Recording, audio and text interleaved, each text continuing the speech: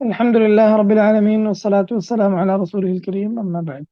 آج ہم جس شخصیت کے متعلق پڑھیں گے، اس فلائر کو آپ دیکھ ہی رہے ہیں، اس پر ان کا نام درج ہے۔ عہد تابعین کی معروف جلیل القدر شخصیت ہیں آپ۔ ہر وہ شخص جو دین اسلام کی تاریخ سے کچھ نہ کچھ معرفت رکھتا ہے، دین اسلام کے ائمہ کو جانتا ہے، یقیناً اس کے کانوں سے زندگی میں کبھی نہ کبھی یہ نام ضرور گزرا ہوتا ہے، حسن بصری رحمہ اللہ۔ امام حسن بصری رحمہ اللہ عہد تابعین کی انتہائی معروف شخصیات میں سے ایک۔ اللہ رب العزت نے امام حسن بصری رحمہ اللہ کو بہت سارے مناقب اور فضائل عطا کیے تھے۔ حسن بصری رحمہ اللہ بیک وقت مجاہد، مفسر، محدث، فقیہ، زاہد اور دیگر کئی علوم و فنون میں امامت کے درجے پر فائز تھے۔ کم لوگ ایسے ہوتے ہیں کہ اللہ رب العزت نے ان کو ایسا باصلاحیت بنایا ہو اور اللہ رب العزت کا ان پر ایسا فضل و کرم ہو کہ وہ ایک سے زائد علوم کے ایسے جامع ہوں کہ ایک سے زائد علوم میں امامت کے درجے پر فائز ہوں۔ حسن بصری رحمہ اللہ بھی ان شخصیات میں سے ایک ہے، جیسا کہ انشاءاللہ آپ آج کے اس تذکرے میں جان پائیں گے۔ حسن بصری رحمہ اللہ کی پیدائش عمر رضی اللہ تعالیٰ عنہ کے دور خلافت میں ہوئی۔ حسن بصری رحمہ اللہ سے پوچھا گیا ان کی عمر کے بارے میں، تو آپ کہنے لگے کہ عمر رضی اللہ تعالیٰ عنہ کی خلافت کے 2 سال باقی رہ گئے تھے تو میری پیدائش ہوئی۔ تو اہل علم نے حسن بصری رحمہ اللہ کی تاریخ پیدائش 21 اور 22 ہجری ان دو اقوال میں اختلاف ہے اہل علم کا۔ بعض اہل علم نے کہا ہے کہ حسن بصری رحمہ اللہ کی پیدائش 21 ہجری میں ہوئی ہے، بعض اہل علم نے کہا ہے کہ حسن بصری رحمہ اللہ کی پیدائش 22 ہجری میں ہوئی ہے۔ معروف قول یہی ہے کہ حسن بصری رحمہ اللہ کی پیدائش 21 ہجری میں ہوئی۔ آپ کی خوش قسمتی کہ آپ کو بچپن میں ہی بڑی خوبصورت گود ملی۔ ام سلمہ رضی اللہ تعالیٰ عنہ جو کہ ام المؤمنین ہے، نبی علیہ الصلاۃ والسلام کی زوج مطہرہ ہیں، ان کی ایک لونڈی تھی جن کا نام تھا خیرہ۔ حسن بصری رحمہ اللہ کی انہی خیرہ کے ہاں ولادت ہوئی ہے۔ خیرہ حسن بصری رحمہ اللہ کی والدہ تھی۔ آپ کے والد یسار یہ بھی غلام تھے، ایک میسان نامی علاقے سے آپ کی نسبت ہے، آپ کے والد کی۔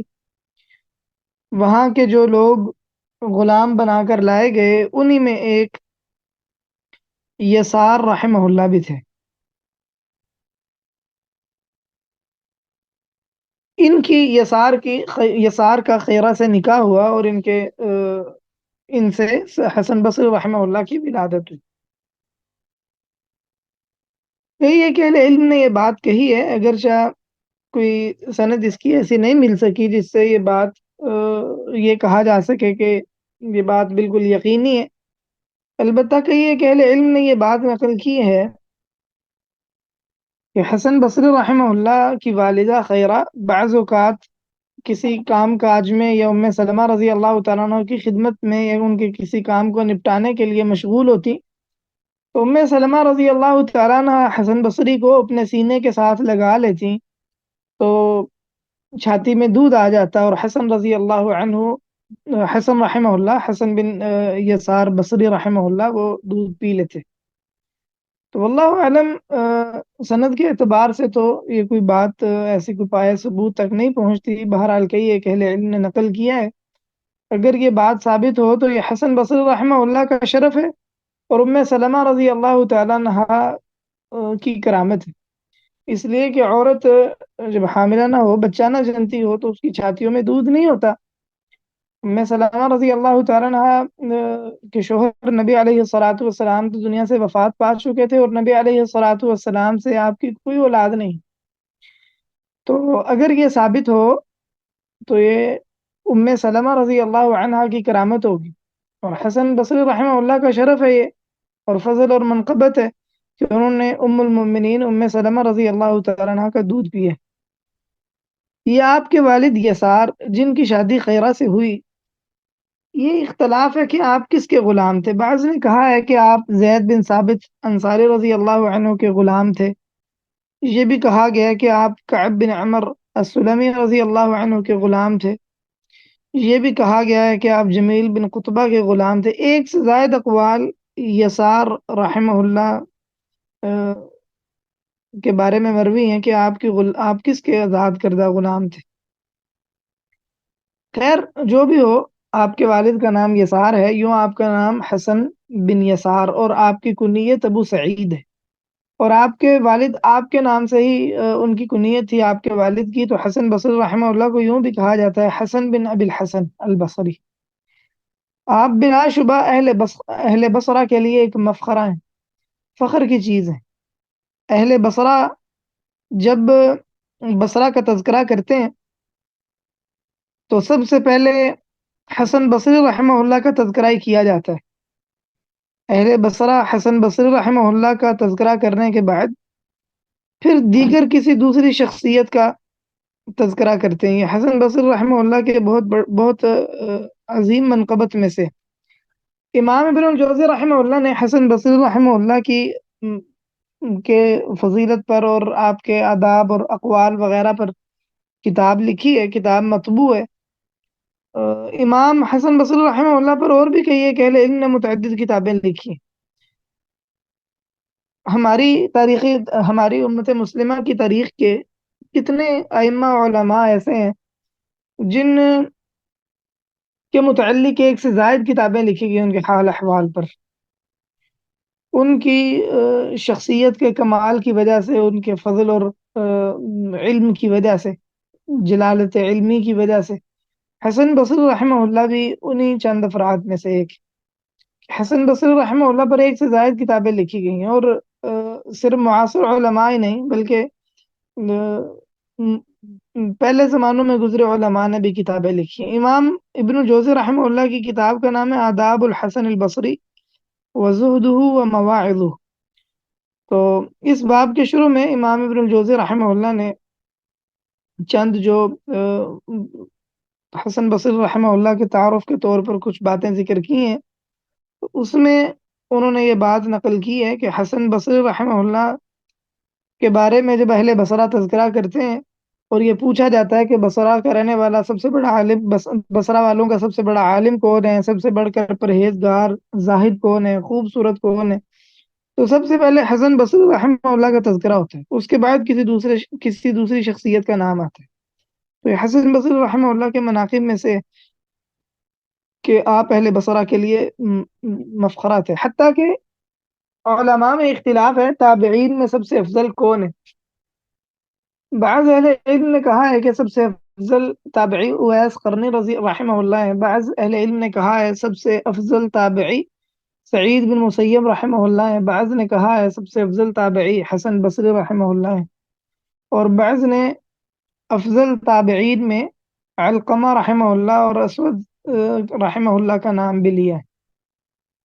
بعض اہل علم نے یہ کہا ہے کہ اہل کوفہ والوں کے اعتبار سے، یعنی کوفہ رہنے والوں کے اعتبار سے دیکھا جائے تو سب سے افضل اویس قرنی ہے، اہل مدینہ کے اعتبار سے سعید بن مسیب، اور اہل بصرہ کے اعتبار سے حسن بصری۔ جبکہ بعض اہل علم نے یہ کہا ہے، اور یہ بڑا اچھا اور مناسب قول ہے، کہ اگر علم کے اعتبار سے دیکھا جائے تو سب سے افضل سعید بن مسیب رحمہ اللہ، اور اگر زہد اور ورع کے اعتبار سے دیکھا جائے تو وہ اویس قرنی رحمہ اللہ۔ اویس قرنی رحمہ اللہ کو ترجیح دینے کی وجہ یہ ہے کہ اویس قرنی رحمہ اللہ کے بارے میں حدیث ہے نبی صلی اللہ علیہ وسلم کی، اس وجہ سے ان کو مقدم کیا گیا ہے۔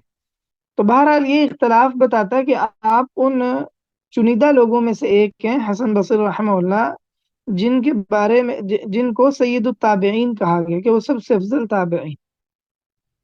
تو اگر آپ سب سے افضل نہ بھی ہوں تو یہ اختلاف اس پر دلالت کرتا ہے کہ آپ تابعین کے سب سے افضل لوگوں میں سے ایک ضرور ہیں، یعنی پہلے دوسرے تیسرے چوتھے نمبر کے سب سے افضل تابعی آپ ہیں. اور حقیقی درجات کا علم تو اللہ تعالیٰ کے پاس ہے، لیکن کسی شخصیت کا علماء کے ہاں مقام دیکھ کر اور علماء کے اقوال دیکھ کر تو اہل علم اس طرح کی بات کرتے ہیں. تو بہرحال حسن بصری رحمہ اللہ کے بارے میں یہ اختلاف آپ کے فضل اور منقبت پر دلالت کرتا ہے. حسن بصری رحمہ اللہ بڑی خوبصورت شخصیت ہے. آپ کا چہرہ بڑی وجاہت والا، خوبصورتی والا تھا. کپڑے بھی بعض اوقات آپ بڑے خوبصورت اور قیمتی کپڑے زیب تن کرتے. اور اللہ رب العزت نے اس کے ساتھ ساتھ آپ کو بڑا بہادر بھی بنایا ہوا تھا. بڑے دل کی مضبوطی والے دلیر آدمی تھے. قطری بن فجاء اور محلب بن ابی صفرہ جیسے سپہ سالاروں کی صحبت آپ کو میسر ہوئی. محلب بن نبی صفرہ جو کہ خراسان پر بنو امیہ کے گورنر تھے، اور خراسان کے علاقے میں محلب بن نبی صفرہ نے بہت ساری فتوحات کی ہیں. حسن بصری رحمہ اللہ ایک لمبی مدت اس علاقے میں جہاد کرتے رہے ہیں. ربیع بن زیاد جو کہ خراسان کے اپنے وقت خراسان کے والی رہے ہیں، محلب بن نبی صفرہ سے پہلے وہ وہاں کے والی تھے. تو کاتب تھے حسن بصری رحمہ اللہ، اور حسن بصری رحمہ اللہ نے یہاں متعدد غزوات کی ہیں. تو محلب بن نبی صفرہ رحمہ اللہ کے ساتھ جب آپ غزوات میں ہوتے تو محلب بن نبی صفرہ جن لوگوں کو لشکر کے آگے رکھتے ان کی دلیری کی وجہ سے، اور یہ کہ وہ لوگوں کے مورال کو بلند کرنے کا سبب بنیں گے، ان میں سے ایک حسن بصری رحمہ اللہ تھے. یعنی اس سے اندازہ کیا جا سکتا ہے کہ حسن بصری رحمہ اللہ کتنے دلیر تھے. حتیٰ کہ ہشام بن حسان رحمہ اللہ فرماتے ہیں کہ کان الحسن اشجع اہل زمانہ، حسن بصری رحمہ اللہ اپنے زمانے کے بہادر ترین لوگوں میں سے تھے. جعفر بن سلیمان رحمہ اللہ فرماتے ہیں کان الحسن من اشد الناس، یعنی مضبوط ترین لوگوں میں سے تھے. فرماتے ہیں جب محلب بن نبی صفرہ جہاد کرتے مشرکین سے تو آپ کو مقدم رکھا کرتے تھے. حسن بصری رحمہ اللہ کو اللہ تعالیٰ نے فصاحت و بلاغت بھی بڑی دے رکھی تھی. آپ جب بولتے تو گویا کوزے میں سمندر بند کر دیتے. حسن بصری رحمہ اللہ جس حوالے سے سب سے زیادہ معروف ہیں وہ دو باتیں ہیں، ایک آپ کا زہد اور دوسرا آپ کے اقوال و افعال. آپ کے اقوال ہیں ذری حکمت برے اقوال. حتیٰ کہ گویا کہ آپ کے اقوال کو کے بارے میں یہاں تک کہا گیا کہ گویا آپ کے اقوال کسی نبی کے قول، اتنی حکمت سے لبریز ہیں. اور ایسا معلوم ہوتا ہے حسن بصری رحمہ اللہ کے اقوال پڑھ کر کے جیسے کوئی فرشتہ ہے جو جب وہ بات کرتے ہیں تو فرشتہ ان کے منہ میں الفاظ ڈالتا ہے کہ اس حکمت بری بات کے لیے یہ لفظ بولے جانے چاہیے. اس طرح محسوس ہوتا ہے گویا اتنے خوبصورت کلمات مروی ہیں حکمت و دنائی والے حسن بصری رحمہ اللہ سے. اور حسن بصری رحمہ اللہ سے جو کچھ حکمت و دنائی اور دیگر خیر کے اقوال اور حکمت کی باتیں مروی ہیں وہ بہت زیادہ مروی ہیں. حتیٰ کہ اہل علم نے انہیں مستقل جمع کیے، جیسے امام ابن الجوزی رحمہ اللہ نے بھی اپنی اس کتاب میں اسے جمع کیا. اس طرح صالح احمد شامی ہیں، ان کی کتاب ہے مواعظ الحسن بصری، انہوں نے حسن بصری رحمہ اللہ کی جو بعض و نصیحت کی باتیں وہ جمع کر دی. اسی طرح حسن بصری رحمہ اللہ کے بارے میں اردو میں بھی ایک کتاب ہے جس میں حسن بصری رحمہ اللہ نے جو کسی کو اپنے کسی دوست کو بادشاہ کو کوئی مکتوب لکھا ہے کوئی بعض و نصیحت والا تو وہ جمع کر دیے گئے ہیں. اردو میں بھی اس کا ترجمہ موجود ہے. تو اہل علم نے حسن بصری رحمہ اللہ کے اقوال کو مستقل کتابوں میں جمع کیے، جس سے اندازہ ہوتا ہے کہ یہ اقوال کتنی اہمیت والے ہیں اور کس قدر ان میں رہنمائی ہے امت کے جوانوں کے لیے اور امت کے لوگوں کے لیے. تو حسن بصری رحمہ اللہ کو اللہ تعالیٰ نے بہت فصاحت و بلاغت سے نواز رکھا تھا. حماد بن زید رحمہ اللہ نے آپ کے بارے میں تبصرہ، حماد بن زید رحمہ اللہ نے ایوب سختیانی رحمہ اللہ سے نقل کیا ہے کہ آپ نے حسن بصری رحمہ اللہ کے بارے میں تبصرہ کیا تو کہنے لگے کہ جب بات کرتے ہیں نا تو گویا موتی جڑتے ہیں۔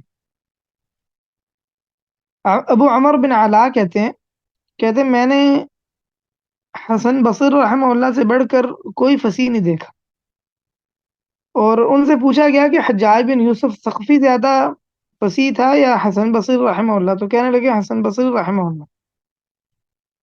اور حجاج بن یوسف جو کہ معروف گورنر ہے بنو میاں کا، تو حجاج بن یوسف بذات خود بہت فصیح حکمرانوں میں سے، سپہ سالاروں گورنروں میں سے ایک ہیں۔ حجاج بن یوسف سے پوچھا گیا کہ لوگوں میں سے سب سے زیادہ خطبہ دینے میں ماہر کون ہے، تو حجاج بن یوسف نے جواب دیا کہ حسن بصری۔ ابو عمر عثمان الجاحظ جو کہ عقیدے کے اعتبار سے تو معتزلی ہے، لیکن عربی میں اس کی فصاحت و بلاغت مسلم ہے، امام ہے عربی زبان کی فصاحت و بلاغت کا۔ اپنی کتاب البیان و تبیین جو کہ عربی زبان کی بڑی اہم کتاب شمار ہوتی ہے، اس میں کہتے ہیں کہ فَأَمَّا الْخُطَبُ فَإِنَّا لَا نَعْرِفُ أَحَدًا يَتَقَدَّمُ الْحَسَنَ الْبَصْرِيَّ فِيهَا، کہ خطبوں میں ہم نہیں جانتے کہ کوئی بندہ ان میں حسن بصری رحمہ اللہ سے بڑھ کر ہو۔ تو حسن بصری رحمہ اللہ کی باتیں بڑی ہی خوبصورت ہیں، اور اللہ نے آپ کو بہت ہی قادر الکلام شخصیت بنایا تھا۔ انشاءاللہ ہم حسن بصری رحمہ اللہ کے اقوال وغیرہ پیش کریں گے آگے۔ حسن بصری رحمہ اللہ اہل سنہ والجماعہ کے عقیدے پر تھے۔ حسن بصری رحمہ اللہ پر سب سے بڑی جو تہمت عائد کی گئی ہے وہ یہ کہ حسن بصری رحمہ اللہ کو نعوذ باللہ قدری بتلایا گیا ہے، اور معتزلہ آپ کو اپنے گروہ میں شمار کرتے ہیں۔ طبقات المعتزلہ اور اس طرح کی دیگر کتابیں جو معتزلہ نے اپنے طبقات کو، اپنے علماء کے حالات کو بیان کرنے کے لیے لکھی ہیں، تو اس میں حسن بصری رحمہ اللہ کو بھی معتزلہ نے درج کر دیا، تو یہ معتزلہ کا جھوٹ ہے۔ حسن بصری رحمہ اللہ بری تھے معتزلہ سے۔ البتہ حسن بصری رحمہ اللہ کے بارے میں معلوم یوں ہوتا ہے واللہ اعلم کہ کسی وقت میں انہوں نے کوئی ایسی بات کہی ہے جو تقدیر کے حوالے سے محل نظر تھی، لیکن اس میں کوئی شک نہیں کہ حسن بصری رحمہ اللہ نے یا اس سے رجوع کر لیا ہے یا ان کی وہ بات ان سے ثابت نہیں، یا اس بات سے یہ اخذ نہیں کیا جا سکتا۔ محتمل بات ہے کہ حسن بصری رحمہ اللہ کو قدری کہا جائے۔ امام ابو داود رحمہ اللہ نے اپنی کتاب السنن میں تقدیر کا باب باندھا ہے، اور اس میں اہل سنہ والجماعہ کے کے عقیدے کو ثابت کرنے کے لیے قدر کے مسئلے کو جس طرح اہل سنہ والجماعہ سمجھتے ہیں اور اس کے بارے میں عقیدہ رکھتے ہیں، تو اس عقیدے پر جب دلائل نقل کیے ہیں، مرفوع حدیث وغیرہ درج کیے ہیں، تو وہاں پر حسن بصری رحمہ اللہ کا خاص طور پر تذکرہ کیا ہے۔ ہم دیکھتے ہیں کہ اس میں ہمیں حسن بصری رحمہ اللہ کے علاوہ کسی اور شخصیت کا تذکرہ نہیں ملتا۔ تو امام ابو داود رحمہ اللہ کی فقاہت میں سے ہے یہ کہ گویا امام ابو داود رحمہ اللہ نے مناسب سمجھا کہ حسن بصری رحمہ اللہ پر جو تہمت ہے قدر کی، اس تہمت کو دور کر دیا جائے۔ تو چونکہ قدری لوگ حسن بصری رحمہ اللہ سے دلیل پکڑتے ہیں اور حسن بصری رحمہ اللہ کو قدری گردانتے ہیں، اس لیے آپ نے خاص طور پر حسن بصری رحمہ اللہ کا تذکرہ کر دیا تاکہ ان سے تقدیر کی قدر کی بدعت کی نفی ہو جائے۔ کئی ایک اہل علم نے یہ بات نقل کی ہے کہ حسن بصری رحمہ اللہ وہ قدری نہیں تھے، ان پر یہ خام خواہ کی تہمت ہے جس کا حقیقت سے کوئی تعلق نہیں ہے، بلکہ امام ذہبی رحمہ اللہ نے سیر و اعلام النبلاء میں بحث سے نقل کیا ہے کہ وہ کہتے ہیں میں نے حسن بصری رحمہ اللہ سے قرآن پڑھا، تو حسن بصری رحمہ اللہ نے پورے قرآن کریم میں جہاں جہاں بھی تقدیر کا تذکرہ ہے تو وہاں وہاں حسن بصری رحمہ اللہ نے تقدیر کا اس بات ہی کی ہے، یعنی کسی جگہ بھی تقدیر کی نفی نہیں کی۔ تو حتیٰ کہ یہ آیت کریمہ کذالک سلکناہ فی قلوب المجرمین، اس کی تفسیر میں حسن بصری رحمہ اللہ فرماتے ہیں سلکناہ سے مراد شرک ہے، یعنی اس شرک کو ہم نے مجرموں کے دلوں میں چلا دیا۔ تو یہ تقدیر کو ثابت کرنے میں بڑا واضح اور دو ٹوک اثر ہے۔ تو اور اس طرح کے دیگر آثار بھی حسن بصری رحمہ اللہ سے مروی ہیں. تو ان آثار کے بعد کسی بندے کے لیے یہ گنجائش نہیں بچتی کہ وہ یہ کہے کہ حسن بصری رحمہ اللہ وہ عقیدہ رکھتے تھے قدر کا. یہ صحیح نہیں. حسن بصری رحمہ اللہ کو معتزلہ نے اس لیے بھی اپنی جانب منسوب کیا ہے کہ حسن بصری رحمہ اللہ کا حلقہ ہوتا ہے علم کا، تو اس میں لوگ آ کے بیٹھتے علم لیتے. تو ان لوگوں میں معتزلہ وہ لوگ جو بعد میں معتزلہ کے ائمہ ہوئے وہ بھی بیٹھا کرتے تھے، جیسے واصل بن عطا ہے. یہ واصل بن عطا معتزلی حسن بصری رحمہ اللہ کی مجلس میں ہی تھا. تو مجلس میں یہ مسئلہ اٹھا کہ جو شخص کبیرہ گناہ کا ارتکاب کرے اس کا حکم کیا ہے. تو واصل معتزلی نے واصل بن عطا نے ایک نئی بدعت گھڑ لی. وہ کہنے لگا کہ جو شخص کبیرہ گناہ کا مرتکب ہو وہ دائرہ اسلام سے خارج تو نہیں ہوتا اور مومن بھی نہیں رہتا، لیکن وہ ان دو چیزوں کے درمیان آ جاتا ہے، ایمان اور کفر کے درمیان. اس کو اس نے نام دیا المنزلہ بین منزلتین کا. تو کہ دنیا میں نہ وہ مسلمان ہے نہ کافر ہے، آخرت میں جہنم میں جائے گا. تو حسن بصری رحمہ اللہ نے تو ان لوگوں کو اپنے پاس سے اٹھا دیا. حسن بصری رحمہ اللہ نے فرمایا اعتذر عنا یا واصل، کیا واصل ہم سے الگ ہو، جو ہمارے حلقے میں نہ رہو، ہمارے ساتھ نہ رہو. تو حسن بصری رحمہ اللہ نے تو اس کو ویسے ہی اپنے آپ سے دور ہی کر دیا تھا. تو یہ سراسر جھوٹ ہے حسن بصری رحمہ اللہ پر معتزلہ کا. حقیقت اس سے بالکل مختلف ہے. حسن بصری رحمہ اللہ بالکل سلف صالحین کے عقیدے پر تھے، اور آپ سے اس بارے میں عقیدے کے بارے میں مختلف قسم کے اقوال بھی مروی ہیں. حسن بصری رحمہ اللہ انتہائی متقی اور پرہیزگار تھے. آپ زہد اور ورع میں امام شمار کیے جاتے ہیں. اہل علم نے حسن بصری رحمہ اللہ کے تقوی پر بہت ثنا کی ہے. انشاءاللہ آگے ہم حسن بصری رحمہ اللہ کے جہاں اقوال وغیرہ نقل کریں گے علماء کی، اور وہاں اس سے بھی یہ واضح ہوگا. اور علماء نے حسن بصری رحمہ اللہ کے بارے میں جو اقوال ذکر کی، اہل علم سے جو اقوال نقل کیے گئے ہیں حسن بصری رحمہ اللہ کی تعریف کے حوالے سے، ان کی ثنا اور منقبت کے بیان کے حوالے سے انشاءاللہ وہ بھی ہم ذکر کریں گے، تو بات مزید واضح ہو جائے گی کہ حسن بصری رحمہ اللہ کا زہد و ورع میں اور تقوی میں کتنا بلند مقام ہے. حسن بصری رحمہ اللہ نے مختلف صحابہ کرام سے کسب فیض کیا ہے. آپ کے بارے میں آپ نے خود ہی اپنے بارے میں کہا ہے کہ میں نے 70 صحابہ کرام کو دیکھا ہے. تو حسن بصری رحمہ اللہ نے 70 صحابہ کرام کو دیکھا ہے. حسن درجے کی روایت ہے. اور جتنے صحابہ کرام کو حسن بصری رحمہ اللہ نے دیکھا ہے، ان تمام کے تمام صحابہ کرام سے حسن بصری رحمہ اللہ نے روایت نہیں لی. جن صحابہ کرام کو حسن بصری رحمہ اللہ نے دیکھے ان میں عثمان رضی اللہ تعالیٰ عنہ بھی شامل.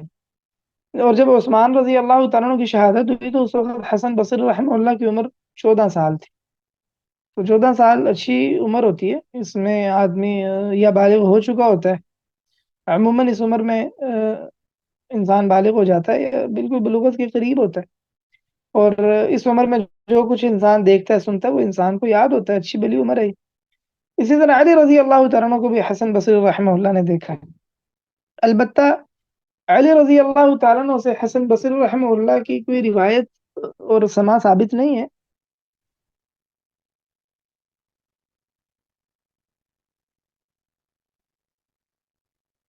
طاہر القادری جو کہ معروف بریلوی ہے، طاہر القادری نے ایک کتاب لکھی ہے جس میں سارا زور اس بات پر لگایا ہے کہ حسن بصری رحمہ اللہ کا سماع علی رضی اللہ تعالیٰ عنہ سے ثابت ہے. اس کی وجہ یہ ہے کہ صوفیاء ایک سلسلہ بیان کرتے ہیں کہ جس میں علی رضی اللہ تعالیٰ عنہ کو نبی علیہ الصلوۃ والسلام نے خرقہ پہنایا، یعنی صوفیوں کا مخصوص لباس پہنایا، اور وہ پھر آگے حسن بصری رحمہ اللہ کو پہنایا گیا. پھر آگے یہ پوری نقش بندی ایک قادریوں کی ایک عفواً ایک چین ہے پوری تو خرقے کی.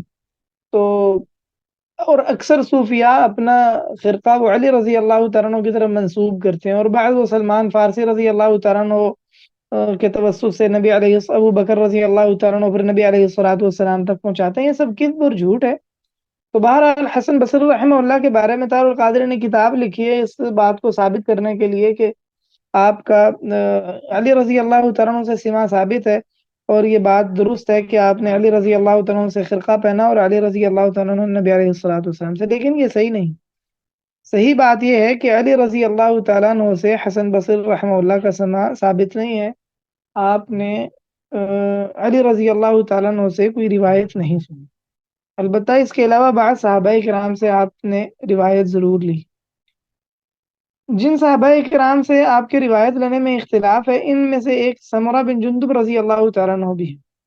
اہل علم کے تین اقوال ہیں اس بارے میں، بعض کہتے ہیں کہ آپ نے سمرہ بن جندب رضی اللہ عنہ سے کوئی روایت نہیں لی، بعض کہتے ہیں کہ آپ نے ان سے سماع کیا ہے، متعدد احادیث سنی ہے، جبکہ بعض اہل علم کہتے ہیں کہ آپ نے ان سے صرف ایک حدیث سنی ہے، اور وہ ہے عقیقے کے متعلق حدیث، اور بعض کہتے ہیں کہ آپ نے ان سے صرف دو حدیثیں سنی ہے۔ معروف قول یہی ہے، ایک عقیقے کی حدیث اور دوسرا مسئلے کے بارے میں کہ نبی علیہ الصلوۃ والسلام نے مسئلہ کرنے سے منع کیا ہے۔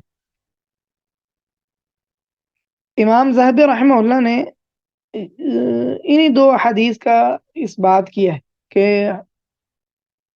حسن بصری رحمہ اللہ نے سمرہ بن جندب رضی اللہ تعالیٰ عنہ سے بس یہی دو حدیث سنی ہے۔ ابو ہریرہ رضی اللہ تعالیٰ عنہ سے سماع کے بارے میں بھی اختلاف ہے کہ کیا آپ نے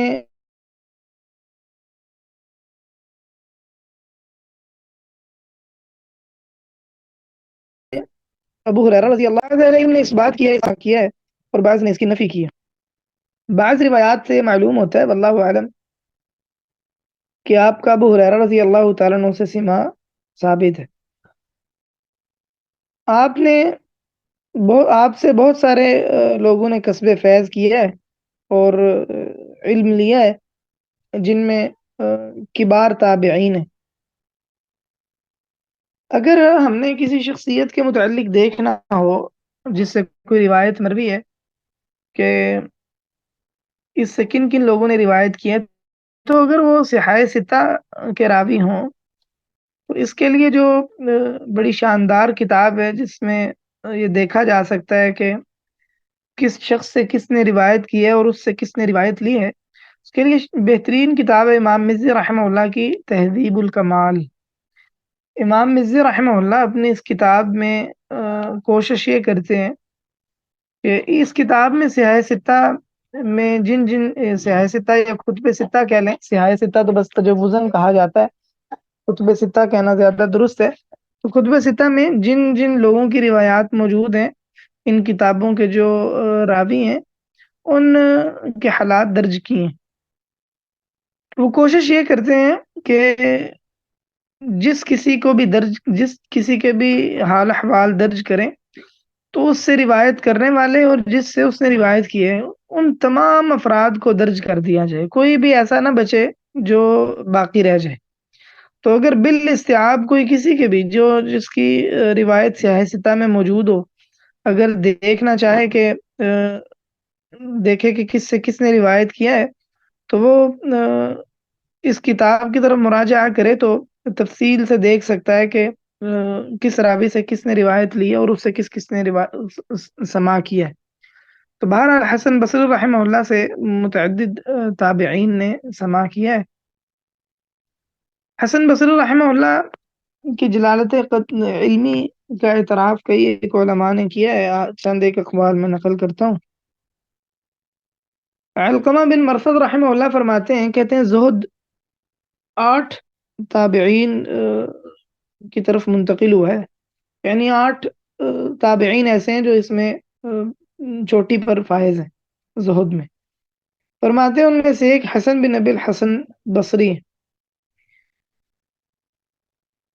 کہتے ہیں ہم نے حسن بصری رحمہ اللہ سے بڑھ کر کوئی نہیں دیکھا جو زیادہ غم والا نظر آتا ہو۔ معتمر بن سلیمان کہتے ہیں کہ میرے والد کہا کرتے تھے کہ حسن بصری وہ اہل بصرہ کے شیخ ہیں۔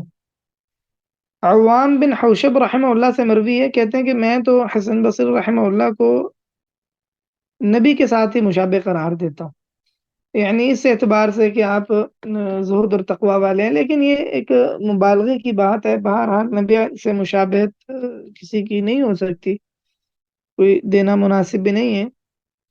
البتہ صحابہ کرام کے ساتھ اگر کوئی کسی کو مشابہت کسی کی کوئی بیان کرے، اور جس نے صحابہ کرام کو بھی دیکھا ہو، تابعین کو بھی دیکھا ہو، تو وہ معقول ہوتا ہے، اور یہ مشابہت اس اعتبار سے ہوتی ہے، زہد، تقوی، ورع، علم وغیرہ کے اعتبار سے۔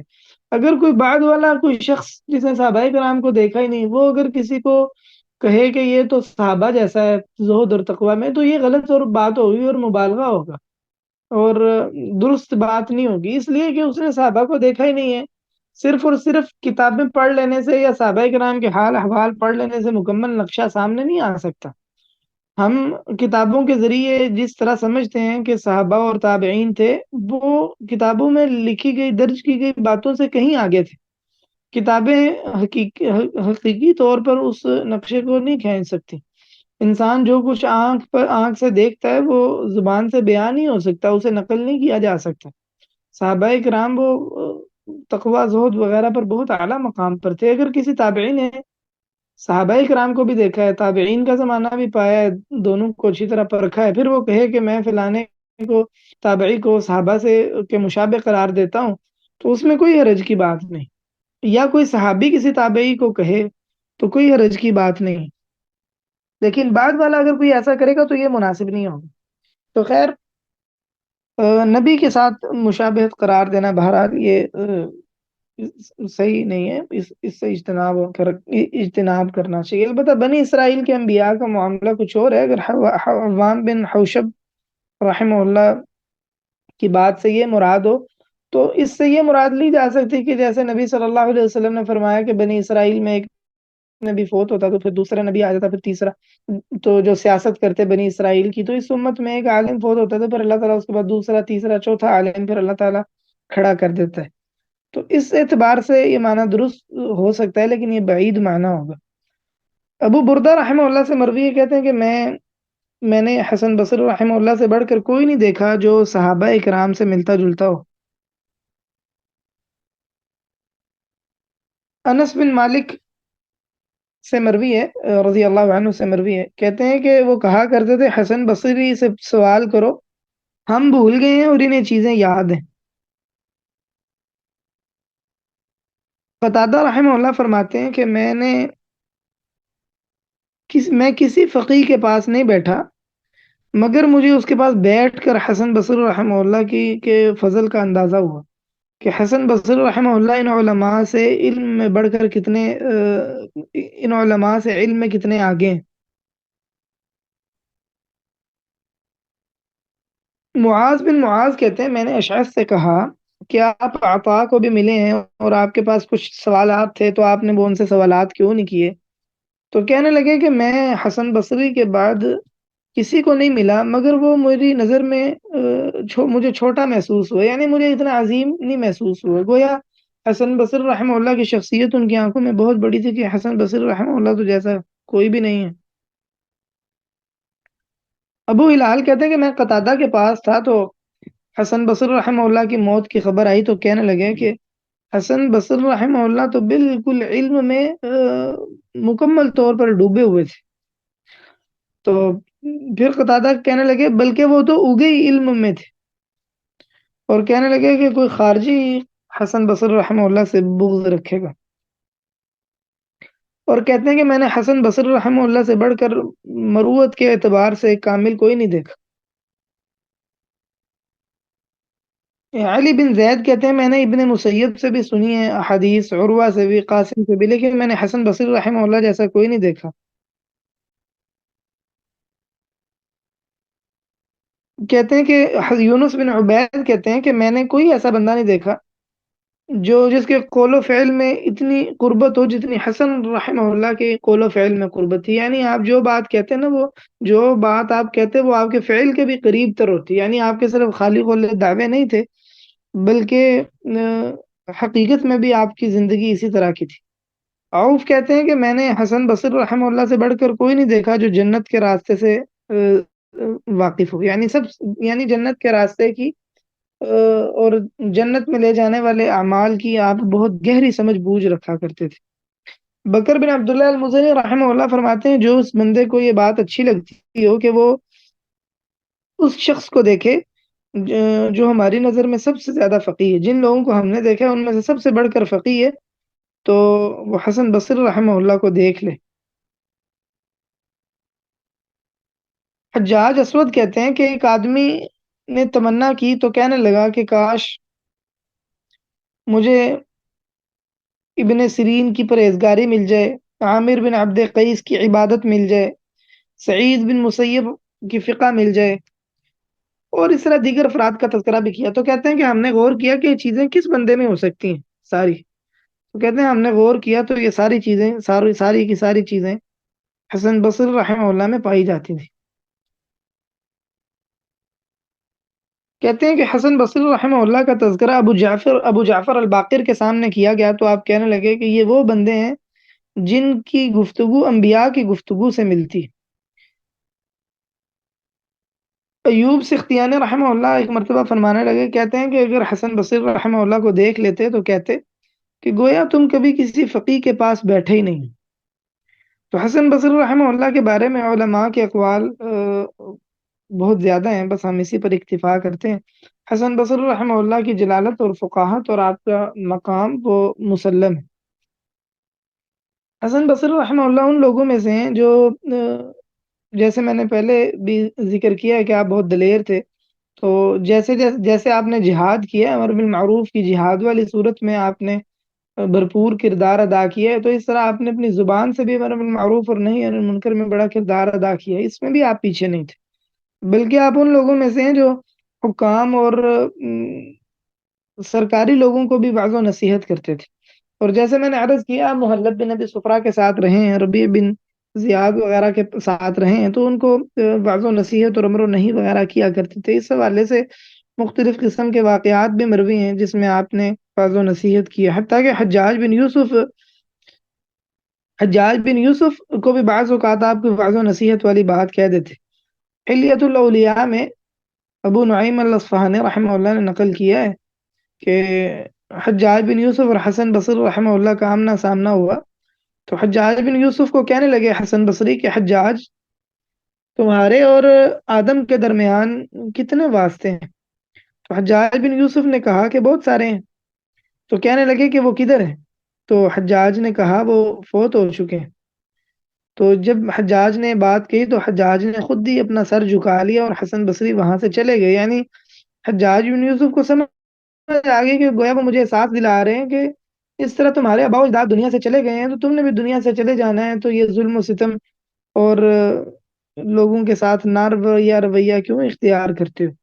اس طرح حسن بصری رحمہ اللہ کے بارے میں ہمیں یہ بھی ملتا ہے کہ آپ نے ایک مکتوب عمر بن عبد العزیز رحمہ اللہ کی طرف بھی لکھا ہے۔ یہ کافی بڑا مکتوب ہے، اگر ہم اس مکتوب کا ترجمہ کریں گے تو یعنی طویل مکتوب ہے، تقریباً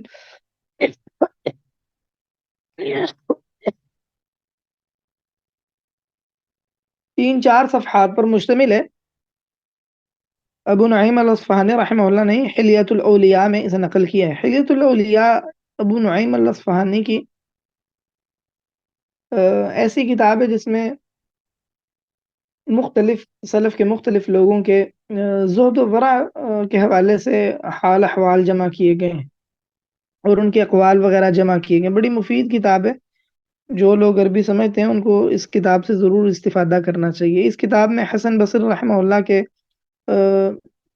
حالات بڑے ان کے اقوال بہت زیادہ درج کیے گئے ہیں، بہت طویل ترجمہ ہے اس کتاب میں حسن بصری رحمہ اللہ کا۔ جیسا کہ میں نے عرض کیا تھا کہ حسن بصری رحمہ اللہ کی سب سے معروف بات وہ آپ کے اقوال ہیں اور آپ کے زہد اور ورع ہے۔ تو وقت کافی ہو چکا ہے، تقریباً 40 منٹ ہو چکے ہیں ہماری گفتگو کو شروع ہوئے، تو مناسب یہ ہے کہ ہم حسن بصری رحمہ اللہ کے جو اقوال اور مواعظ وغیرہ آپ سے مروی ہیں ان مواعظ وغیرہ کو نقل کریں، تاکہ اس ان دروس کا جو بڑا فائدہ ہے کہ ہم ان علماء کی سیرت کو جانیں اور ہم اس کے ذریعے سے کچھ اپنی اصلاح کر سکیں، تو یہ مقصد بھی پورا ہو۔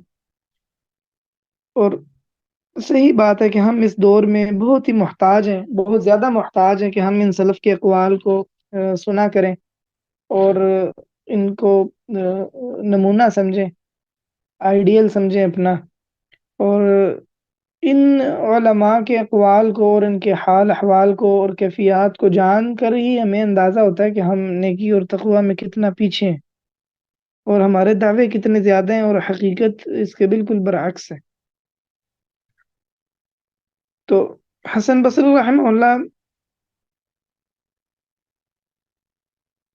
کہ جو اقوال میں نقل کروں گا، ان کی کوئی ترتیب وغیرہ نہیں ہوگی، اس لیے کہ مقصود کوئی موضوع مرتب کرنا نہیں ہے، بلکہ مقصود آپ سے مروی جو حکمت اور دنائی کی تربیت کی باتیں ہیں بس انہیں پیش کرنا ہے۔ اگر کوئی اس حوالے سے تفصیل چاہتا ہے تو وہ اس بارے میں یعنی حسن بصری رحمہ اللہ سے مروی مواعظ اور اقوال کے متعلق جو کتابیں لکھی گئی ہیں ان کی طرف رجوع کر لے۔ میں چند کتابیں آپ کو بتا چکا ہوں۔ حسن بصری رحمہ اللہ سے مروی ہے، آپ اچھے اخلاق کی تعریف کرتے ہوئے کہتے ہیں، آپ سے کسی نے پوچھا کہ اچھا اخلاق کیا ہے تو کہنے لگے البذل والعفو والاحتمال، کہ اپنا آپ دوسرے کے لیے خرچ کرنا، بدل یعنی مال و دولت بھی دوسرے کے لیے خرچ کر دینا، اپنی صلاحیتیں بھی اپنے ساتھیوں کے لیے خرچ کرنا اور درگزر کرنا، اور اپنے ساتھیوں کی طرف سے آنے والی پریشانیوں کو برداشت کر لینا۔ یہ بڑی جامع بات کہی ہے حسن بصری رحمہ اللہ نے۔ اور اگر یہ کہا جائے کہ حسن خلق انہی چیزوں کی طرف لوٹتا ہے تو یہ کوئی مبالغہ نہیں ہوگا، یہ اس پر دلالت کرتا ہے کہ حسن بصری رحمہ اللہ ان امور کو کتنی گہرائی سے سمجھنے والے تھے، کہ وہ اخلاق کے اصولوں سے بھی واقف تھے، کہ اخلاق کے اصول اور اس کی فروعات اور شاخیں کیا کیا ہیں۔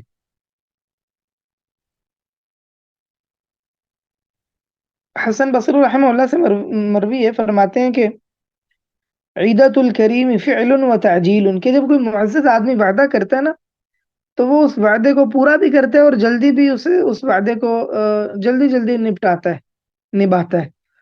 فرماتے ہیں وعیدۃ اللئیم تصویف و تطویل، اور جب کوئی کمینہ شخص وعدہ کرتا ہے تو وہ ٹال مٹول کرتا رہتا ہے اور یوں ہی کہتا رہتا ہے سوفا سوفا، کہ ان قریب میں ایسے کروں گا، ان قریب میں ایسے کروں گا۔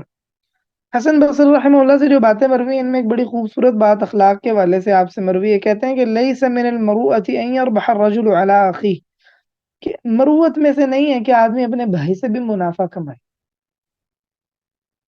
کسی کی دکان ہے مثلا، کسی چیز کی کاروبار کرتا ہے، تجارت کرتا ہے کچھ، تو اپنے دوست ساتھی قریبی بعض لوگ ان سے بھی اچھا خاصا منافع کماتے رہتے ہیں، بلکہ بعض لوگ کوئی چھوٹا سا کام جو وہ اجرت کے ساتھ کرتے ہوں اگر وہی کام اپنے بھائیوں اور اپنے دوستوں کے لیے کریں تو ان کے ذہن میں وہی حرص اور ہوس لالچ باقی رہتا ہے کہ یہاں پر بھی ہم اپنا کچھ منافع کما دیں۔ مثلا آپ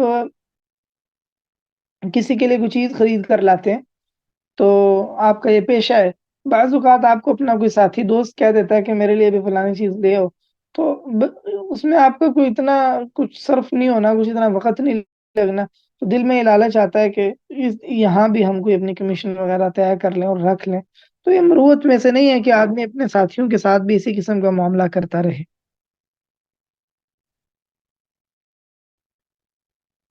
فرماتے ہیں آپ، کہتے ہیں ابن آدم عملک لک انظر على اي حال تحب ان تلقى عليها ربك، ابن آدم تیرا عمل تیرے لیے ہی ہے، تو دیکھ کہ تو کس حال میں یہ پسند کرتا ہے کہ اپنے رب سے ملاقات کرے۔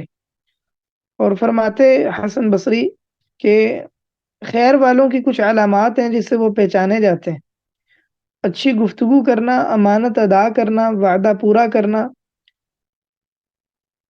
کم فخر کرنا، صلہ رحمی کرنا، کمزور لوگوں پر رحمت کرنا،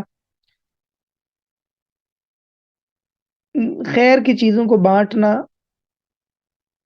اچھے اخلاق سے پیش آنا، بڑے بہت زیادہ بردباری کا اظہار کرنا، علم کو پھیلانا، اور کم سے کم عورتوں کے ساتھ اٹھنا بیٹھنا۔ اور فرماتے اے ابن آدم، اللہ تعالیٰ کی حرام کردہ چیزوں سے بچ جاؤ، تم عبادت گزار بن جاؤ گے، اور اللہ تعالیٰ نے جو تمہارے لیے تقسیم کر دیا ہے اس پر راضی ہو جاؤ تو امیر بن جاؤ گے، اور جو کوئی تمہارا پڑوسی بنے اس کے ساتھ حسن سلوک کرنا، مومن بن جاؤ گے، اور لوگوں کے لیے وہ پسند کرنا جو اپنے لیے پسند کرتے ہو تو صاحب عدل بن جاؤ گے، اور ہنسنا کم، کیونکہ ہنسنا اسی طرح دل کو مار دیتا ہے جیسے موت بدن کو مار دیتی ہے۔ اور کہتے کیا ہے لوگوں، تم جن چیزوں سے محبت کرتے ہو انہیں تبھی پا سکتے ہو جب اپنی خواہشات کو چھوڑ دو، اور جن چیزوں کی تمہیں امید ہے ان کو تم تبھی پا سکتے ہو جب تم ناپسندیدہ چیزوں پر صبر کرنے لگو۔ اور فرماتے ہیں کہ صبر جنت کے خزانوں میں سے ایک خزانہ ہے۔ انسان ساری خیر 1 گھنٹے سے 1 گھنٹے کے صبر کے ساتھ انسان ساری خیر پا سکتا ہے۔ یہ بڑی قیمتی بات ہے، صبر کے بغیر انسان کو ایک سوئی کے برابر بھی خیر نہیں مل سکتی۔ صبر چابی ہے خیر کی۔ اگر کسی شخص کو صبر نہیں دیا گیا، اس میں صبر کا مادہ نہیں ہے، تو وہ خیر پانے سے اسے مایوس ہو جانا چاہیے۔ جب تک اس میں صبر نہ آ جائے وہ خیر نہیں پا سکتا۔ حسن بصری رحمہ اللہ فرماتے ہیں، کہتے ہیں ابن آدم لتصبرن او لتہلکن، ہے ابن آدم تم ضرور بھی ضرور صبر کرو گے یا تم ہلاک ہو جاؤ گے۔ کسی بندے نے آپ کو گالی دی تو کہنے لگے کہ اگر اللہ تعالیٰ سن نہ رہا ہوتا تو میں تمہیں جواب دیتا۔ یعنی اللہ تعالیٰ چونکہ ہمارے اقوال سے واقف ہے، ہماری گفتگو سے واقف ہے، اس لیے چونکہ اللہ تعالیٰ سن رہا ہے اس لیے میں تمہاری بات کا تمہیں جواب نہیں دوں گا۔ آپ سے بڑی جو خوبصورت اقوال مروی ہیں ان میں سے ایک یہ ہے، فرماتے کہ ان الحسد فی دین المسلم اسرع من الآکلۃ فی جسدہ، کہ مسلمان کے دین میں حسد ایسے بیڑا غرق، اس سے بھی بڑھ کر بیڑا غرق کرتا ہے، اس سے بھی زیادہ جسم کو خراب کرتا ہے، کہ جس طرح جسم میں پڑ جانے والے کیڑے جسم کو خراب کرتے ہوں۔ کوئی جسم کا حصہ کوئی گل سڑ جائے نا تو وہ بھی بدن کو، انسان کے جسم کو اتنا نقصان نہیں پہنچاتا، اتنی جلدی خراب نہیں کرتا جتنی جلدی حسد انسان کو خراب کر دیتا ہے۔ اور فرماتے لولا العلم لکان الناس کالبہائم، مگر علم نہ ہوتا تو لوگ چوپاؤں کی طرح ہوتے۔ اور بڑی خوبصورت بات کی آپ نے، کہتے من ساء خلقہ عذب نفسہ، جس بندے کا اخلاق برا ہو جاتا ہے عذب نفسہ، تو ایسا شخص اپنے ہی آپ کو عذاب دے رہا ہوتا ہے۔ بڑی خوبصورت بات ہے یہ، اور کوئی شک نہیں ایسا ہی ہے، بد اخلاق بندہ سب سے پہلے اپنے ہی پاؤں پر کلاڑی چلاتا ہے، بعد میں دیگر لوگوں کا نقصان کرتا ہے۔ آپ سے مروی ہے، فرماتے ہیں مٹھاس 3 چیزوں میں تلاش کرو، نماز میں، قرآن کریم کی قراءت میں، اور ذکر میں۔ اگر تمہیں مل جائے تو ٹھیک ہے، اور خوش ہو جاؤ۔ اگر مل جائے ان چیزوں میں حلافت، مٹھاس مل جائے، پا لو تو خوش ہو جاؤ، اور اگر نہ ملے تو جان لو کہ دروازہ بند ہے، تو کوشش کرو کہ دروازہ کھل جائے۔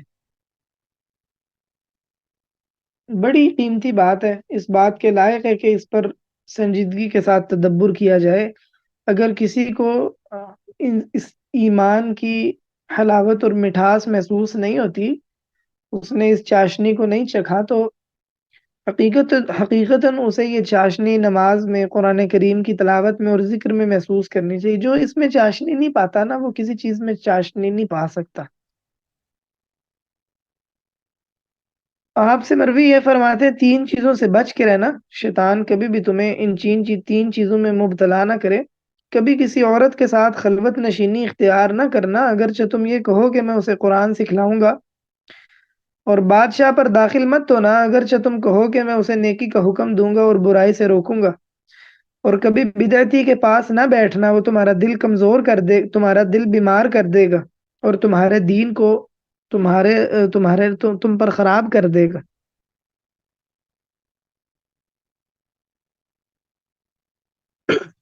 صحابہ سلف صالحین بادشاہوں کے پاس جانے سے روکا کرتے تھے، کیونکہ بادشاہوں کے پاس جانا یہ بڑی آزمائش کی بات ہے۔ عموماً انسان بادشاہوں کے پاس جب جاتا ہے تو دین میں سے اپنا کچھ حصہ ان کی چوکھٹوں پہ چھوڑ آتا ہے اور ان کی تعریفات کرتا ہے، اور کسی اور دل سے داخل ہوتا ہے، جب نکلتا ہے تو کچھ اور دل ہوتا ہے اس کا، دل میں کچھ اور ہوتا ہے، ان کے پاس کچھ اور جا کر کہتا ہے۔ اور کبھی وہ اس کے ایمان کا سودا کر لیتے ہیں، اسے کوئی پیشکش کرتے ہیں تو یہ انہیں خوش کرنے کے لیے ان کی پیشکش کو قبول کر لیتا ہے اور معاصی اور نافرمانی میں مبتلا ہو جاتا ہے۔ تو بادشاہوں کے پاس داخل ہونا بڑا خطرناک معاملہ ہے، اور بادشاہوں کی مثل تو نہیں، لیکن بہرحال بادشاہوں کے قریب قریب معاملہ امیر لوگوں کا ہے۔ آدمی کو حتی الامکان کوشش کرنی چاہیے کہ وہ امیر لوگوں کی مجلس سے بچے، اور ان کے گھروں میں آنا جانا، اٹھنا بیٹھنا، اس سے حتی الامکان اجتناب کرنا چاہیے۔ یہ چیزیں انسان کے دین کو خراب کرنے والی ہیں اور انسان کو طرح طرح کے فتنوں میں مبتلا کرنے والی ہیں۔ حسن بصری رحمہ اللہ فرماتے ہیں اگر تین چیزیں نہ ہوتی تو کبھی ابن آدم اپنا سر نہ جھکاتا، ایک موت، بیماری اور ایک فقر۔ یعنی یہ تین چیزیں انسان کی کمر توڑ دیتی ہیں، انسان سے تکبر کو مٹا ڈالتی ہیں۔ انسان کیسے تکبر کرے کہ اسے پتا ہو میں نے مر جانا ہے، اور کیسے تکبر کرے کہ اس کو پتا ہو کہ میری اوقات اتنی ہے کہ میں تو بیمار بھی ہو جاتا ہوں، اور کیسے تکبر کرے کہ جب اسے پتا ہو کہ مجھے فقر کی لپیٹ میں بھی آ سکتا ہوں۔ لیکن کچھ بدبخت ایسے ہیں کہ وہ ان تینوں چیزوں میں مبتلا ہونے کے باوجود جانتے ہیں کہ ہم ان تینوں چیزوں میں مبتلا ہو سکتے ہیں یا مبتلا ہوتے ہیں، اس کے باوجود ان کے دلوں سے تکبر نہیں نکلتا۔ آپ سے مروی ہے، فرماتے ہیں کہ جو بندہ صاحب بدعت کی توقیر کرتا ہے نا، تو در حقیقت وہ اسلام کو ڈھانے کی تگ و دو کر رہا ہوتا ہے کہ کسی طرح میں اسلام کو ڈھا دوں۔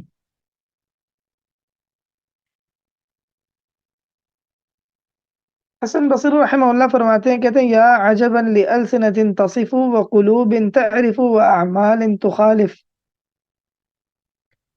کہتے ہیں بڑے تعجب کی بات ہے کہ جو زبانیں بیان کر رہی ہیں، دل پہچانتے ہیں اور اعمال اس کے مخالف ہیں۔ یعنی ایسے ہی جیسے ہم جو کچھ کہتے ہیں زبان سے، تو دل میں اس کی اس معنی میں معرفت بھی ہوتی ہے کہ ہم جانتے ہیں کہ یہ ہمارے نقصان کی چیز ہے اور حسن اخلاق کے منافی ہے، یا اللہ تعالیٰ کو ناراض کرنے والی ہے، اور اعمال ہمارے اس کے مخالف ہوتے ہیں۔ لا الہ الا اللہ۔ فرماتے ہیں حسن بصری رحمہ اللہ، کہتے ہیں کہ تم کبھی بھی اپنی موت سے سبقت نہیں لے جا سکتے، موت کو پیچھے نہیں چھوڑ سکتے، اور نہ ہی تم کبھی ایسا ہو سکتا ہے کہ تم اپنے رزق پر غالب آ جاؤ، اس کے باوجود پھر تم اپنے آپ کو کیوں قتل کرتے ہو، کیوں اپنے آپ کو تھکا مارتے ہو۔ اس کا معنی یہ نہیں کہ انسان کمائے نہ، لیکن اس کا معنی یہ ہے کہ انسان ایسا نہیں ہو سکتا کہ جو انسان کی تقدیر میں رزق لکھا گیا ہے اس سے کوئی انسان کچھ رزق زیادہ لے لے گا۔ تو انسان کیوں صبح شام مشین کی طرح اپنے آپ کو تھکاتا رہتا ہے اور اللہ تعالیٰ کی عبادت کے لیے وقت نہیں نکالتا۔ فرماتے ہیں ابن آدم تین چیزوں کے درمیان ہوتے ہیں، بلیت نازلت و نعمت زائلت و منیت قاتلت۔ یا تو انسان پر کوئی مصیبت اتر آتی ہے، یا انسان سے کوئی نعمت چھن جاتی ہے، یا ایسی موت آ جاتی ہے جو قتل کر چھوڑتی ہے۔ اور فرماتے ہیں ابن آدم غرض للبلایا والرزایا والمنایا، کہ ابن آدم پریشانیوں کا، تکلیفوں کا اور موتوں کا ہدف ہے۔ یہ کہہ کر آپ رونے لگ گئے اور کہنے لگے ربنا آتنا فی الدنیا حسنۃ وفی الآخرۃ حسنۃ وقنا عذاب النار۔ اور آپ فرماتے ہیں، کہتے ہیں من ادرک آخر الزمان فلیکن حلسا من نحلاس بیتی۔ جو بندہ آخری زمانے کو پائے تو وہ گھروں کے ٹاٹ میں سے ایک ٹاٹ بن جائے، یعنی اپنے گھر سے نہ نکلا کرے، کیونکہ آخری زمانہ فتنوں کا زمانہ ہے۔ اور آپ فرماتے ہیں، کہتے ہیں مالی اسمع حسیسا ولا ارا انیسا، کہ کیا ماجرا ہے کہ میں آوازیں سنتا ہوں لیکن کوئی ایسا بندہ نظر نہیں آتا جس سے منوس بھی انسان ہو جائے، اور جس کے ساتھ طبیعت میچ کرتی ہو، جس کے ساتھ کوئی الفت والا تعلق قائم ہو جائے۔ اس لیے کہ ہر بولنے والا انسان یا ہر گوشت پوست کا شخص ایسا شخص نہیں ہوتا کہ انسان کی طبیعت بھی اس کے ساتھ کوئی موافقت رکھتی ہو۔ حسن بصری رحمہ اللہ فرماتے ہیں، کہتے ہیں میں نے کچھ لوگوں کو پایا ہے کہ دنیا ان کے نزدیک اس مٹی سے بھی زیادہ حقیر ہوتی تھی جس مٹی پر تم چلتے ہو. یعنی یہ زمین کی مٹی جس کو انسان بار بار رونتا ہے، جس پر پاؤں رکھتا ہے، اس کی کیا حیثیت ہے انسان کے سامنے. تو سلف فرماتے ہیں کہ ہم نے ایسے لوگوں کو پایا کہ دنیا ان کے نزدیک اس سے بھی زیادہ حقیر تھی، یعنی صحابہ کرام وغیرہ کے پاس، صحابہ کرام اور کبار تابعین کے ہاں. آپ فرمایا کرتے تھے، کہتے تھے کہ درہم و دینار بہت برے ساتھی ہیں، جب تک ان کو خرچ نہ کر دو، اپنے سے جدا نہ کر دو، تو یہ تمہیں فائدہ نہیں دے سکتے. اور فرماتے تھے المؤمن لا یصفو له فی الدنیا عیش، مومن کی کبھی دنیا میں دنیا صاف، مومن کی دنیا کبھی صاف نہیں ہو سکتی.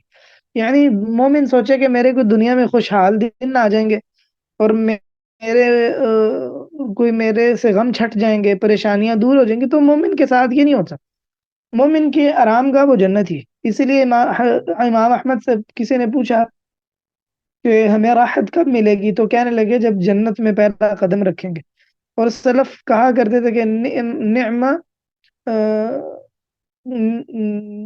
نعم حفرۃ المؤمن القبر، یعنی مومن کا گڑا قبر بہت اچھی چیز ہے یہ. اس لیے کہ مومن شخص کی دنیا ہمیشہ پریشانیوں والی ہوتی ہے، پریشانیاں دنیا میں اس کی ختم نہیں ہو سکتی.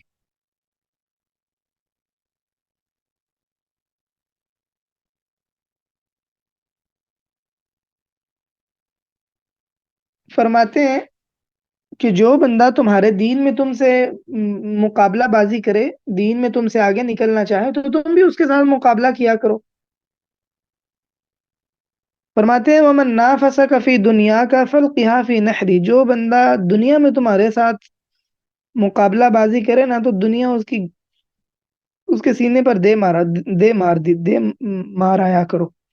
یعنی اس کے ساتھ دنیا میں کوئی مقابلے بازی نہ لگاؤ. اور فرماتے ہیں ابن آدم لا تعلق قلبک بشیء من الدنیا، اے ابن آدم دنیا میں سے کسی بھی چیز کے ساتھ اپنا دل مت لگاؤ. دنیا کا تعلق بڑا بدتر تعلق ہے، دنیا سے اپنی رسیاں کاٹ دو اور دروازے دنیا کے اپنے اوپر بند کر دو. اور فرماتے ہیں جو بندہ دنیا کی تعریف کرتا ہے وہ آخرت کی مذمت کرتا ہے. اور فرماتے ہیں اللہ تعالیٰ نے، اے ابن آدم اللہ تعالیٰ نے تمہیں دنیا سے جو کچھ بھی دے رکھا ہے نا، وہ آزمائش کے لیے ہی دے رکھا ہے. اور فرماتے اہین الدنیا، دنیا کو نا ذلیل کر کے رکھا کرو. اور فرماتے ابن آدم ان لک عاجلۃ و آجلہ، اے ابن آدم ایک تو تیری دنیا کی زندگی ہے، ایک تیری آخرت کی زندگی ہے. فلا تؤثرن عاجلتک علی آجلتک فتندم، ایسا مت کرنا کہ تم اس دنیا کی زندگی کو آخرت کی زندگی پر ترجیح دینا تو تمہیں ندامت اٹھانی پڑے.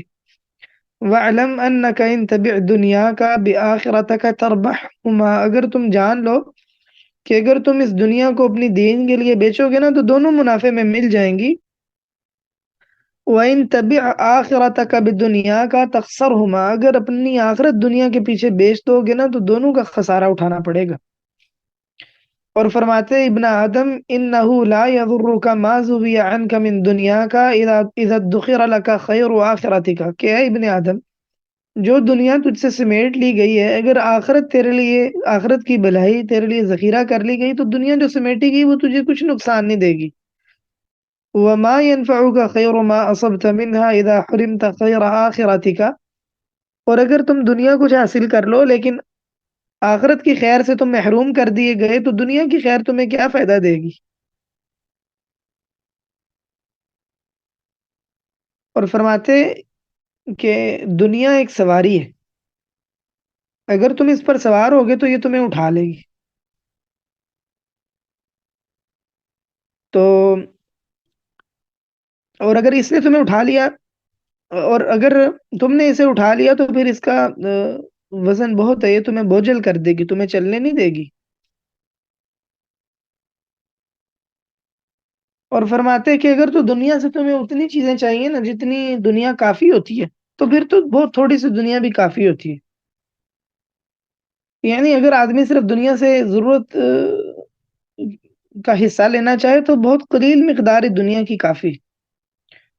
اور فرماتے ہیں کہ موت نے دنیا کو رسوا چھوڑ کر رکھا ہے، موت نے دنیا کو رسوا کر چھوڑا ہے، کسی بھی بندے کے لیے دنیا میں کوئی خوشی موت نے نہیں چھوڑی۔ اور فرماتے ہیں لَإِنْ كَانَتِ الدُّنْيَا مُلِئَتْ بِاللَّذَّاتِ فَلَقَدْ حُشِيَتْ بِالْآفَاتِ، کہتے ہیں اگر تو دنیا لذتوں سے بھر دی گئی ہے نا، تو دوسری جانب یہ آزمائشوں اور پریشانیوں سے بھی بھر دی گئی ہے۔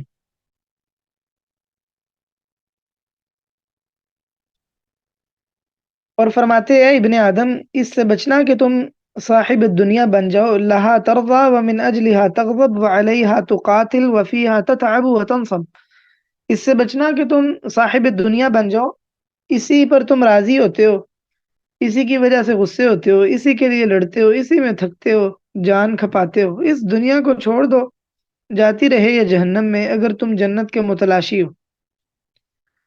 فرماتے او فدع الدنیا یا لکا، یا کم ہمت بندے پھر جنت کی تمنا کرنا چھوڑ دو اگر ایسے نہیں کر سکتے۔ اور فرماتے ہیں ابن آدم الثواء ہا ہونا قلیل، دنیا میں ٹھہرنا تو بہت تھوڑی مدت کے لیے ہے، جبکہ عذاب بہت طویل لمبی مدت کا ہے۔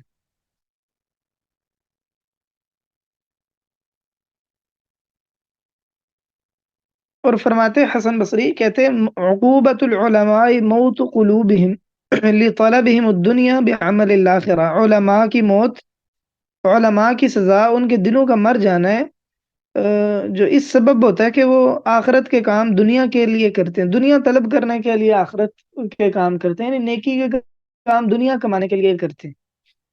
یہ طالب علموں کے لیے اور اہل علم کے لیے بڑی نصیحت، اہل علم کے لیے بہت نصیحت کی بات ہے کہ کبھی بھی علم کو دنیا کمانے کا ذریعہ نہیں بنانا چاہیے، اس معنی میں کہ آدمی اس کی پرواہ نہ کرے کہ شریعت کس چیز کی اجازت دیتی ہے یا نہیں دیتی، اور اپنے منصب اور اپنے علم کی وجہ سے بغیر حلال و حرام کی تمیز کیے دنیا کماتا رہے۔ فرماتے اے دھوکے میں پڑے لوگوں، دنیا تو ایک لاش ہے جس کے اس لاش کو اس کے عاشق اسے نوچ نوچ کے کھا رہے ہیں، بعض بعض کو قتل کر رہے ہیں، اور دنیا بعض لوگوں کے ذریعے دنیا کے ہی بعض لوگوں کو قتل کر رہی ہے لیکن انہیں احساس نہیں۔ فرماتے من رکن الیہا ذل واختصر، جو بندہ دنیا کی طرف مائل ہوتا ہے وہ ذلیل ہو کر رہ جاتا ہے۔ ومن زاہد فیہا عز واقتدر، اور جو شخص دنیا میں زاہد ہوتا ہے تو وہی عزت پاتا ہے اور مقتدر بن جاتا ہے۔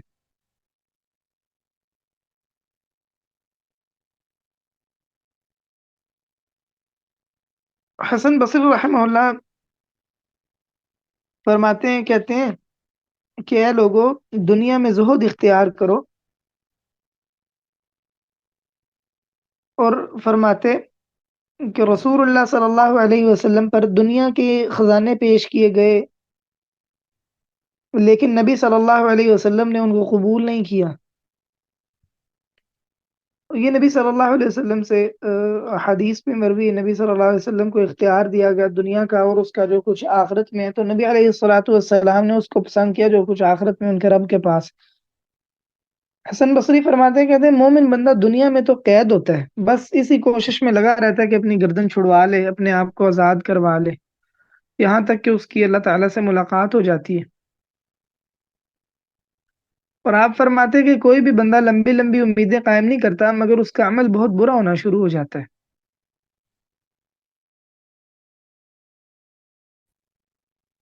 اور فرماتے کہتے کہ اے ابن آدم، اگر تو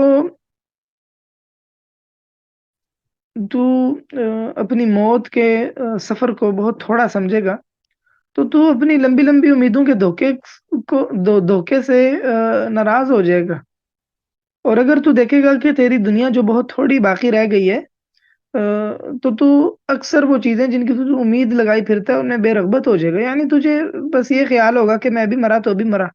کہاں ایسا ہوگا کہ جو لمبی لمبی امیدیں ہیں تو یہ سوچے کہ وہ دنیا میں میری امیدیں پوری ہو سکیں گی۔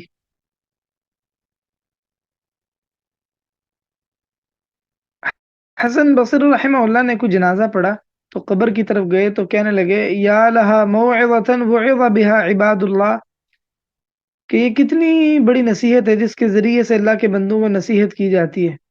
لو وافقت قلبا حیا ولكن لا حیات للقلوب، لیکن کاش یہ نصیحت اس دل کو کی جائے جو زندہ دل ہے، لیکن مسئلہ یہ کہ دلوں میں زندگی نہیں ہے.